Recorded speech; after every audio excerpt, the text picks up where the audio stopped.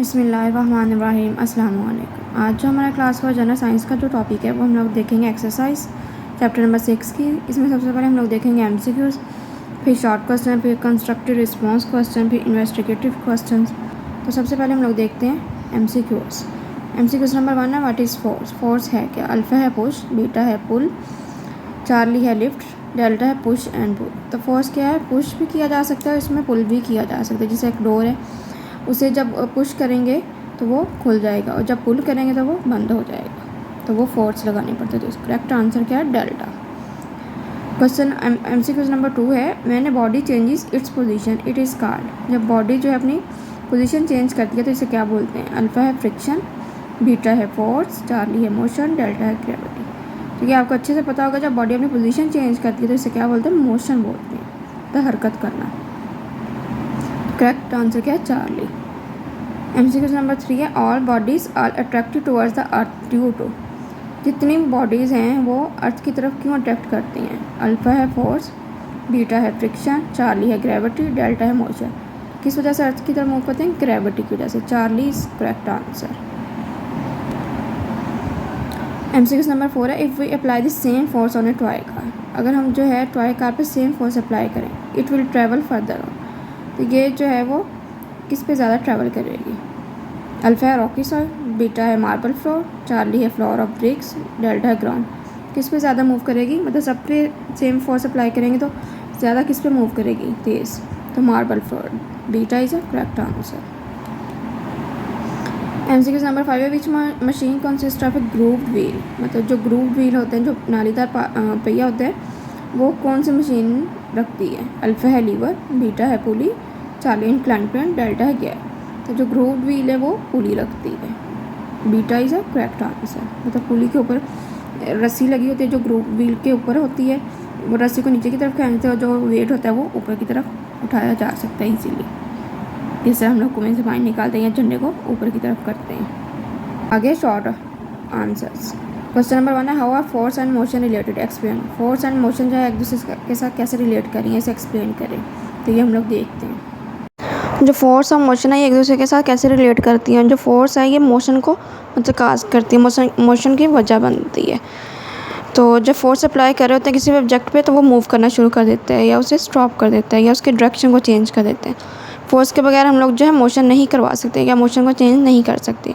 Force and motion are related because force causes motion. जो force और motion है ये एक दूसरे से रिलेट कर रहे होते हैं क्योंकि जो फोर्स है वो मोशन काज कर रही होती है। When a force is applied to an object it can start moving, stop or change the direction. जब किसी भी ऑब्जेक्ट पे फोर्स अप्लाई कर रहे होते हैं या तो वो मूव करना शुरू कर देता है या स्टॉप हो जाता है या उस चेंज डायरेक्शन कर हो जाती है उसकी।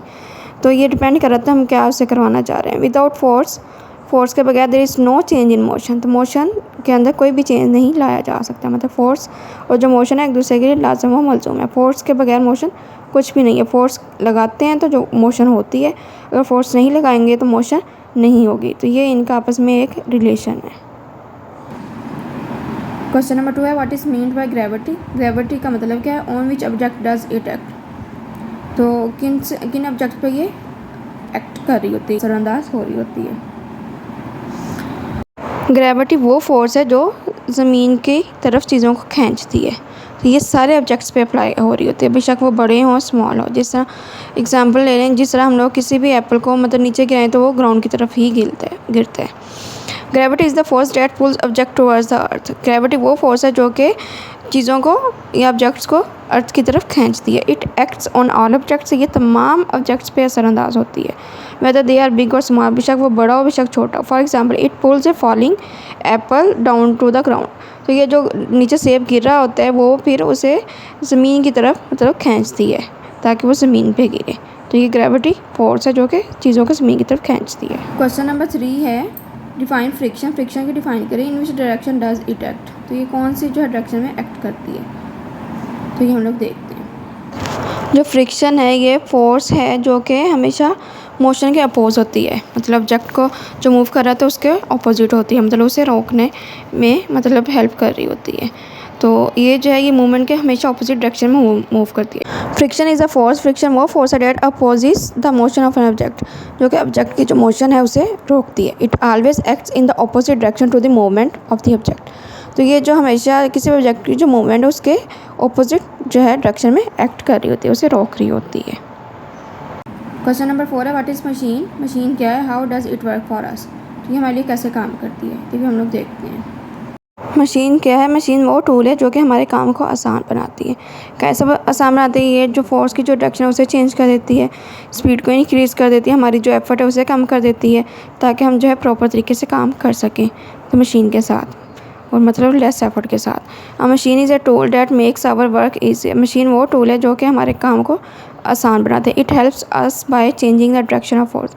ये कैसे हेल्प कर रही होती है, ये फोर्स की डायरेक्शन को चेंज करके हमारी हेल्प कर रही होती है। और कैसे, इंक्रीजिंग स्पीड को इंक्रीज़ करके, और reducing the effort needed to do a task. और जो उस काम के लिए जो एफर्ट होती है वो चाहिए होती है, उस एफर्ट को कम करके भी हमारी जो है हेल्प कर रही होती है।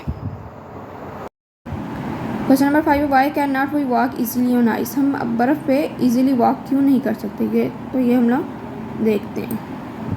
हम लोग बर्फ़ पे इजीली वॉक नहीं कर सकते। क्यों नहीं कर सकते, क्योंकि जो आइस है स्मूथ होती है और उसमें लेस फ्रिक्शन होती है। तो फ्रिक्शन के बगैर जो हम लोग, हमारे जो फीट हैं, जो पाँव है वो स्लिप कर जाएंगे और वहाँ पे चलना मुश्किल हो जाएगा। We can not walk easily on ice because ice is very smooth and has less friction. जो आइस है वो बहुत ज़्यादा स्मूथ होती है, मतलब नरम होती है, मतलब उसके ऊपर पाँव रखेंगे तो वो नीचे की तरफ हो जाएगी, और उसके अंदर लेस फ्रिक्शन होती है। विदाउट इनफ फ्रिक्शन के बगैर आवर फीट स्लिप, जो हमारे पाँव हैं वो स्लिप हो जाएंगे, making it hard to walk. तो वो हमारे लिए चलने में फिर मुश्किल होगी।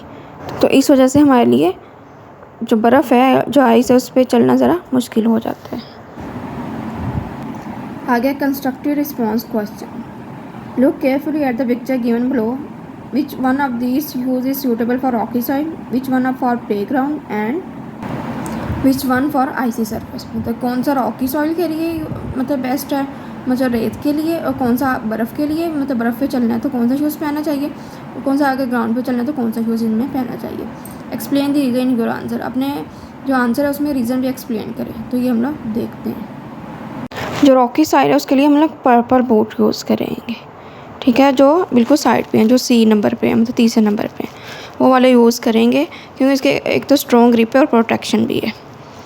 Purple boot, strong grip and protection. Play ground है, उसमें जो दरमियान वाले शूज़ है ब्लू कलर के, वो स्पोर्ट्स शूज़ वो यूज़ करेंगे, क्योंकि वो सॉफ्ट भी हैं, फ्लेक्सिबल भी हैं, और गुड फॉर रनिंग और दौड़ने के लिए भी सही हैं। आइसी सरफेस, इसमें जो सबसे पहले वाले हैं आइस स्केट्स, वो यूज़ करेंगे। Blades help glide on ice. इसके नीचे जो ब्लेड है वो हमें फिर आइस के ऊपर चलने में हेल्प करेंगे। तो ये जो तीनों हैं, मतलब ये जो आइसी सरफेस है, ये जो पहले नंबर वाले शूज़ हैं ये हम लोग, मतलब ये बेस्ट हैं। प्लेग्राउंड के लिए दूसरे नंबर वाले ब्लू स्पोर्ट्स वाले, और रॉकी सॉइल के लिए तीसरे नंबर वाले जो पर्पल बोर्ड्स हैं। क्यों बेस्ट हैं, क्योंकि प्रोटेक्शन भी देते हैं, उनकी स्ट्रॉन्ग ग्रिप भी होती है प्लेग्राउंड के लिए, क्योंकि वो फ्लेक्सिबल हैं और सॉफ्ट हैं, और हमारे दौड़ने के लिए सही है। और जो आइसी सरफेस के लिए वो ब्लेड है उनके नीचे लगा हुआ, ताकि जो आइस पे हम लोग ईजिली मूव कर सकें। आगे question number 2, the patient is sitting in a wheel chair. जो मरीज़ है वो व्हील चेयर पर बैठा हुआ है। Which machine will be help to make him on the stage and why. मतलब कौन सी जो मशीन है वो इसे स्टेज तक लेके जाएगी और क्यों लेके जाएगी। तो ये इंक्लाइन प्लेन है। इंक्लाइन प्लेन जो है इसे स्टेज तक लेके जाएगी, और क्योंकि इससे जो है वो उसे चढ़ाना जो है स्टेज पे आसान होता है इस पेशेंट को, तो इस वजह से जो है वो इंक्लाइन प्लेन यूज़ कर रहे होते हैं। मज़ीद हम लोग देखते हैं। रैम्प या इंक्लाइन प्लेन जो है ये हेल्प कर रही होती है पेशेंट को स्टेज तक जाने में। रीज़न क्या है, जो रैम्प है ये मूव करवाने में हेल्प कर रही होती है इजीली व्हील चेयर को अपवर्ड, ताकि जो हमारी एफर्ट है वो कम से कम लगे, मतलब वो डायरेक्टली जो है वो मतलब इजीली मूव कर सके ऊपर की तरफ। A ramp inclined plane will be helpful to take the patient on a stage. तो जो रैम्प इंक्लाइन प्लेन है ये टोटली हेल्प करती है ताकि पेशेंट को इजीली स्टेज तक लेके जाया जा सके। Reason, a ramp makes it easier to move the wheel chair upward by reducing the effort needed to lift it directly. तो जो हम लोगों ने एफर्ट लगानी है, ज़ोर से लगानी है, ऊपर लेके जाने में वो मुश्किल होगी, तो वो जो रैम्प है वो हमारे लिए फिर ईजी बना देती है, ताकि हम व्हील चेयर को ईजिली ऊपर मूव करवा सकें, ऊपर ईजिली स्टेज तक लेके जा सकें विद लेस एफर्ट के साथ। So you are writing on a notebook with the pencils. फ़र्ज़ करें कि अगर आप नोटबुक पे लिख रहे हैं पेंसिल की हेल्प से। Answer the following question based on observation. अभी जो क्वेश्चन पूछे हुए हैं अपनी ऑब्जर्वेशन की बेस पे इनके आंसर करें। Alpha, what force do you use push और पुल बाय राइटिंग। राइटिंग करते वक्त आप कौन सी फोर्स यूज़ करें, पुश और पुल। तो ये हम लोग देखते हैं।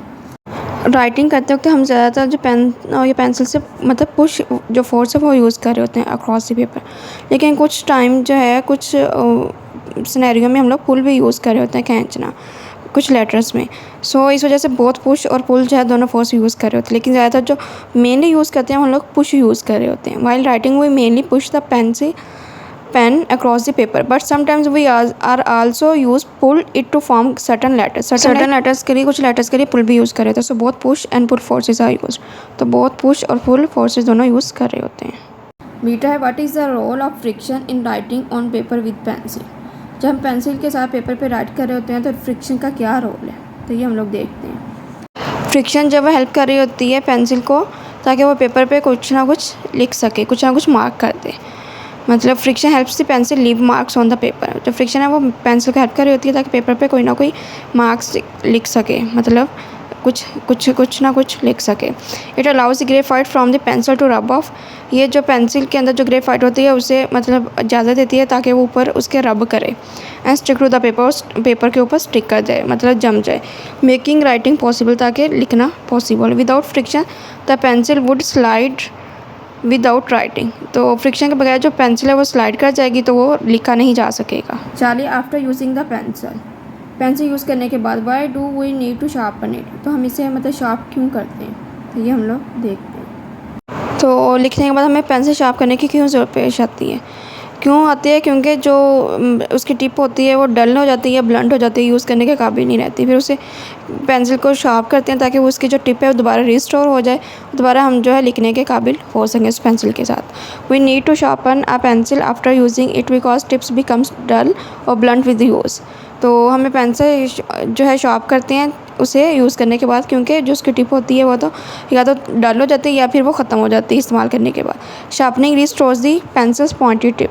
शार्प करके जो पेंसिल की जो टिप आती है वो दोबारा रिस्टोर हो जाती है, अलाउइंग अस टू राइट और draw more precisely and clearly. तो शार्प करने से उसकी जो टिप है वो दोबारा रिस्टोर हो जाती है, फिर वो इससे हम दोबारा लिखने के काबिल हो जाते हैं और क्लियरली और अच्छे तरीके से हम लोग कोई भी चीज़ लिख सकते हैं या ड्रा कर सकते हैं। ये आगे एक छोटा सा प्रोजेक्ट है, मतलब ये आप कह रहे हैं कि स्कूल में बनाएं। तो बैम्बू लें, बांस का जो है एक डंडा लें, एक आयरन हैंगर लें, मतलब जो लोहे का बना हैंगर है, उसके अंदर स्मॉल जो वुडन है वो व्हील ले लें, स्मॉल वुडन व्हील ले लें, और रोप रस्सी भी ले लें, झंडा भी ले लें, प्लम लाइन भी ले लें और ब्रिक्स भी ले लें, ठीक है। और इसे मतलब नेशनल फ्लैग को इस तरह मतलब उसको अरेंज करें जिससे पुली की हेल्प से, ताकि वो ऊपर जा सके। तो कैसे करना है, ये बैम्बो इस तरह लगाना है, ठीक है, और ये हैंगर इस तरह लगाना है जैसे ये पिक्चर में दिखाया गया। ये जो वुडन जो है लकड़ी से बनी पुली है, लकड़ी से बना जो व्हील है, पहिया है, वो ले लेना, छोटा सा रस्सी ले लेनी है, और जो है एक झंडा ले लेना है, और जो ब्रेक से वो नीचे लगा लेनी है, और एक साइड से जब खींचेंगे तो वो झंडा जो है वो ऊपर आ जाएगा। तो ये एक छोटा सा प्रोजेक्ट है, ये आप उधर अपने स्कूल में इजीली बना सकते हैं। तो यहाँ तक था हमारा लेक्चर। अगर कोई क्वेश्चन है तो कमेंट सेक्शन में पूछ सकते हैं। मिलते हैं नए लेक्चर के साथ, एक नई वीडियो के साथ, एक नए टॉपिक के साथ। तब तक के लिए अल्लाह हाफिज़।